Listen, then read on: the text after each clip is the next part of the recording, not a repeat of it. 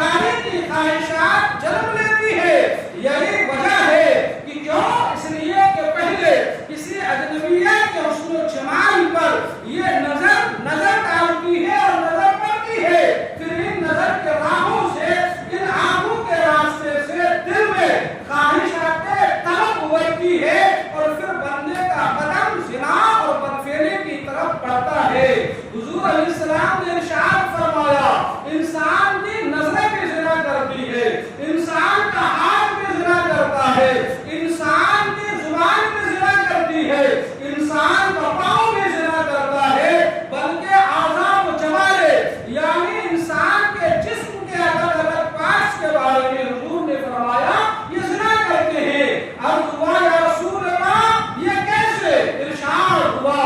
سنو آنکھوں کا زنا یہ ہے کہ کسی اجنبیہ غیر محرم عورت کو دیکھنا یہ آنکھوں کا زنا ہے، کسی غیر محرم اجنبیہ عورت سے باتیں کرنا یہ زبان کا زنا ہے، کسی اجنبیہ غیر محرم خاتون سے ہاتھ ملانا یا مصافحہ کرنا یہ ہاتھوں کا زنا ہے، کسی غیر محرم عورت سے ملنے کے ارادے سے اس کی منزل کی طرف جانا یہ پاؤں کا زنا ہے۔ اور جب یہ ساری چیزیں اکٹھا ہوتی ہے تو انسان کا ذہن و فکر اس بات کی طرف انسان کو میسج دیتا ہے، پیغام کرتا ہے کہ بندہ اب اپنی خواہش کو پوری کرنے کے لیے زنا تک پہنچے۔ دل میں خواہش بد فعلی ابھرتی ہے اور شرمگاہ اسے پوری کر دیتا ہے۔ اب آپ نے دیکھا حدیث مصطفیٰ کی روشنی میں انسان کے جسم کا ہر ایک حصہ اس گناہوں میں کسی نہ کسی طرح ملوث ہوتا ہے، اور ان سب کی رہنمائی کرنے والا، ان سب کی اگواہی کرنے والا اور ان سب کو ان گناہوں کی طرف دعوت دینے والا انسان کے جسم کا اگر کوئی حصہ ہے تو وہ نگاہ ہے، وہ نظر ہے۔ اس لیے قرآن میں اللہ نے فرما دیا اے محبوب مسلمان مردوں سے یہ حکم فرما دیجئے کہ وہ اپنی نگاہیں کچھ نیچی رکھے اور اپنی شرمگاہوں کی حفاظت کرے۔ اس کا بڑا بوال ہے، قرآن و حدیث میں دیکھیں، کتابوں میں دیکھیں، حضور نبی اکرم صلی اللہ تعالی علیہ وسلم کا فرمان عالی شان ہے جب کوئی انسان کسی اجنبیہ عورت سے مصافحہ کرتا ہے،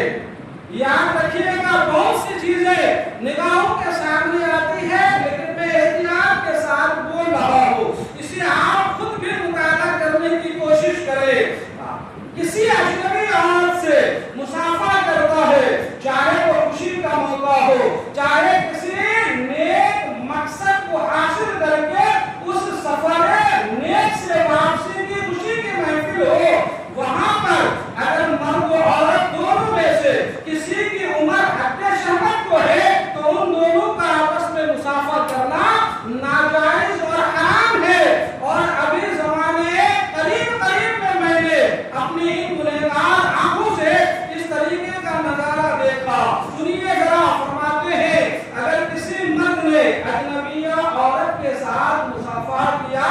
تو اس کی سزا اور عذاب یہ ہے کہ بروز قیامت وہ انسان، گفتگو مردوں پر ہے عورتوں پر نہیں، وہ انسان، وہ مرد قیامت کے دن اس حال میں لایا جائے گا کہ اس کے دونوں ہاتھ جہنم کے آگ کی زنجیروں سے باندھ کر اس کی گردن سے باندھ دیا جائے گا اور اس بندے کو میدان محشر میں لایا جائے گا۔ اللہ اکبر، اللہ اکبر۔ جب میدان محشر میں لایا جائے گا اس کا حال یہ ہوگا کہ اگر اس نے بد فعلی کی ہوگی تو اس کا ران یعنی اس کا پاؤں جو ہے بولتا ہوگا، بارگاہ الہی میں کہتا ہوگا پروردگار عالم فلاں مہینے میں فلاں تاریخ کو فلاں وقت میں نے بد فعلی کی ہے۔ اللہ اکبر۔ اور اس انسان کے چہرے کا گوشت مکمل جھڑ جائے گا اور صرف ہڈیوں کا ڈھانچہ رہ جائے گا۔ اللہ کے حکم سے دوبارہ اس کے جھڑے ہوئے گوشت کو اس کے چہرے پر لوٹا دیا جائے گا اور اس کے چہرے کا گوشت اس طرح سیاہ اور کالا ہو جائے گا جس طرح روڈ بناتے وقت روڈ میں ڈامر ڈالا جاتا ہے، اس ڈامر یعنی تارکول کی طرح کالا ہو جائے گا۔ اللہ اکبر، کالا ہو جائے گا۔ اب جو ہے وہ بدفعل انسان بارگاہ رب میں جرأت کرتے ہوئے پوچھے گا اے اللہ مجھے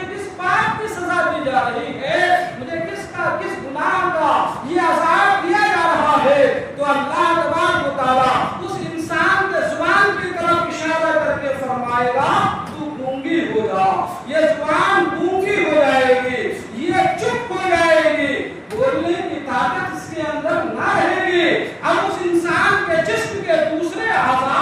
ये पर बोलने लगेंगे, इसकी निगाहें कहेंगी इलाही मैंने फला हराम देखा था, इसका हाथ कहेगा इलाही मैंने हराम पकड़ा था, इसके पाँव कहेंगे इलाही मैं हराम की तरफ चल कर गया था, और इसकी शर्मगाह कहेगी इलाही मैंने फेरे हराम किया था। हत्ता के जमीन का वो टुकड़ा भी बोलेगा ए रब्बे करीम फला दिन फला तारीख में मेरे सीने पर तेरे इस बंदे ने बदफेली किया था, इसका गवाह और शाहिद मैं हो। वो जमीन का टुकड़ा भी बोलने लगेगा। हत्ता के जो मुहाफिज फरिश्ता हमारे साथ खत्म होते हैं वो मुहाफिज फरिश्ता पुकार उठेंगे इलाही मैंने देखा था इसने गुनाह किया है। कातिबीन कहेंगे इलाही मैंने दफ्तर में लिखा है, मैंने रजिस्टर में लिखा है इसने ये गुनाह किया था। अल्लाहु अकबर। अल्लाह तबारक व तआला इरशाद फरमाएगा ए बंदे मुझे मेरी इज्जत व जलाल की कसम मैं तेरे गुनाहों को जानता था, लेकिन उसके बावजूद अपनी रहमत से मैंने उस पे पर्दा डाला था। लेकिन हे फरिश्ते मेरा तुम्हें हुक्म है कि इसे घसीट कर ले जाओ और जहन्नम की आग में डाल दो और इसे मेरे गज़ब का मजा चखाओ, और मेरा गज़ब बड़ा ही सख्त है। अल्लाहु अकबर। मेरे मुसलमान दोस्तों और नौजवान साथियों, हमने अपनी निगाहों की हिफाजत करनी है। हमारे ऊपर लाजिम है कि हम अपने नजरों की हिफाजत करें, इसलिए कि बदनिगाही का वबाल ऐसा होता है कि इंसान अगर बदनजर होता है, इंसान अगर बदनिगाह होता है, इंसान के अंदर अगर बदनिगाही का गुनाह होता है तो इसका वबाल ये है कि उन्हें इबादतों में लज्जत नहीं आती है, उसका दिल सियाह हो जाता है, उसके कदम बैतुल्लाह की तरफ नहीं उठते हैं, खौफे इलाही मिट जाता है और आंखों के आंखों से शर्मो हया का पर्दा चाक हो जाता है और एहसास गुनाह मर जाता, ज़मीर मुर्दा हो जाता। गुनाह करने के बावजूद भी वो बंदा गुनाहों को महसूस नहीं कर पाता है। अल्लाहु अकबर। जब इंसान के अंदर से एहसास गुनाह फना हो जाए तो फिर उसे तौबा नसीब नहीं होता, तौबा उसे नसीब नहीं होता। इंसान तौबा उस वक्त करता है जब उसे एहसास हो, उसका नफ्स लवामा उसे मलामत करे ए इंसान तू बंदा मोमिन है, तू अल्लाह का खा रहा है, अल्लाह ने तुझे इबादत के लिए पैदा किया था, तू इस गुनाहों के दलदल में डूबा, तुझे शर्म नहीं आई, रब ने तुझे ताकत दी, तू गुनाहों की कीचड़ में डूब गया, तुझे हया नहीं आई। जब बंदा तन्हाई में रहता और उसका नफ्स लवामा उसे मलामत करता है तो अब वो बंदा अपने आंखों से शर्मिंदगी के पानी आंसू की शक्ल में टपका कर खौफे इलाही से लरजते और कांपते हुए कदमों के साथ अगर रब की बारगाह में कपकपाती पेशानी के साथ सजदारेज होकर रब की बारगाह में जो है तौबा करता है तो अल्लाह तबारक व तआला उसकी तौबा कबूल करके उसके गुनाहों को माफ फरमा देता है। लेकिन ये कब होगा? जब ज़मीर जिंदा होगा, जब एहसास जिंदा होगा। अगर ज़मीर मर गया और एहसास मर गया तो समझो इंसान फना हो गया। अल्लाहु अकबर। हज़रत अल्लामा मुहद्दिस अल्लामा इब्ने जौज़ी रहमतुल्लाह तआला अलैह आपने अपनी किताब तलबीस इब्लीस उसमें तहरीर फरमाया है अल्लाहु अकबर के बदनजरी का अज़ाब कितना बड़ा है। एक हाफिज़ कुरान का आप लिखते हैं, एक हाफिज़ कुरान था, एक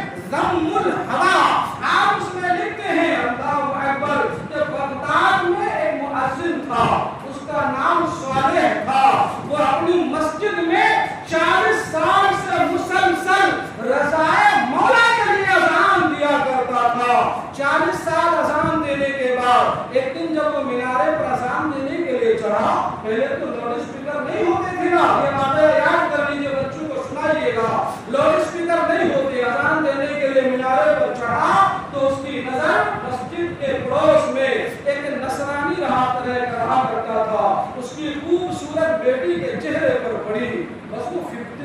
میں مبتلا ہو گیا، مینارے سے اترا، نصرانی کے گھر گیا، اس لڑکے سے کہا میری بات مان لے ورنہ میں تجھے قتل کر دوں گا۔ وہ نصرانیہ لڑکی ہوشیار تھی، اس نے کہا نہیں، قتل کی کوئی ضرورت نہیں ہے، قتل کی کوئی ضرورت نہیں ہے، میں تیری بات ماننے کو تیار ہوں، لیکن پہلے تمہیں دین اسلام چھوڑنا ہوگا۔ اللہ اکبر، اس فتنے میں اتنا مبتلا ہو گیا کہ اس نے دین اسلام اور شریعت مصطفیٰ سے بیزاری کا اقرار کیا۔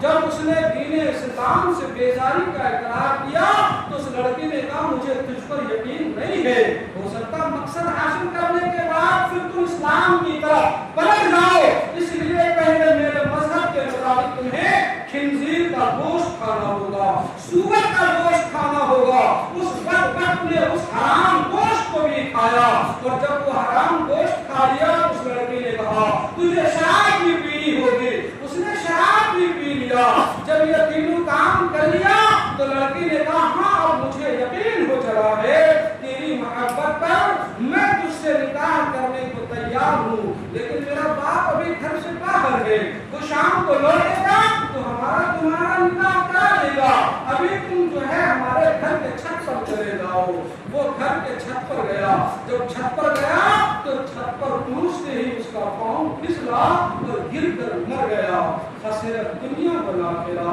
ذلیل و خوار ہوا، دین گیا، اسلام گیا، دامن مصطفیٰ ہاتھ سے چھوٹا، اور جس دنیا کی خاطر کیا تھا، جس لڑکی کے حسن کے خاطر کیا تھا، وہ بھی ہاتھ نہ آیا، مر گیا۔ جب رات کو اس نصرانیہ لڑکی کا باپ واپس آیا تو اس نے سارا قصہ اپنے باپ کو سنایا۔ اس کے نصرانی باپ نے اس کی لاش کو اٹھا کر گلی کے کچرے کچر کنڈی میں لیا کر ڈال دیا۔ اللہ اکبر، یہ غبار اور یہ وعید اور یہ نحوست ہے بد نظری اور بد نگاہی کی۔ پہلے نظر کسی غلط چیز پر پڑتی ہے، پھر اسے حاصل کرنے کی طلب میں انسان گناہوں کے دلدل میں ڈوبتا چلا جاتا ہے۔ لہذا خصوصاً میں اپنے نوجوان دوستوں اور ساتھیوں سے کہنا چاہوں گا، بلا ضرورت جو ہے چوراہوں پر کھڑے ہو کر، بلا ضرورت شاہراہ عام پر بیٹھ کر، بلا ضرورت ایسی راہوں پر کھڑا ہوا جہاں سے معاشرے کی ماں بہنیں اور بیٹیاں گزر رہی ہو اور بلا اختیار ہماری نظریں ان کے چہروں کی طرف اٹھے اور خدا نہ کرے ہم عذاب الہی میں مبتلا ہو جائے، وبال بد نگاہی میں مبتلا ہو جائے، وبال بد نظری میں مبتلا ہو جائے، ہمارا ایمان بھی جائے، ہمارا عمل بھی جائے، دنیا بھی جائے اور دین بھی جائے۔ اس لیے اللہ رب العالمین اپنے آپ کو بہت زیادہ بچانے کی کوشش کرنے کی ضرورت ہے۔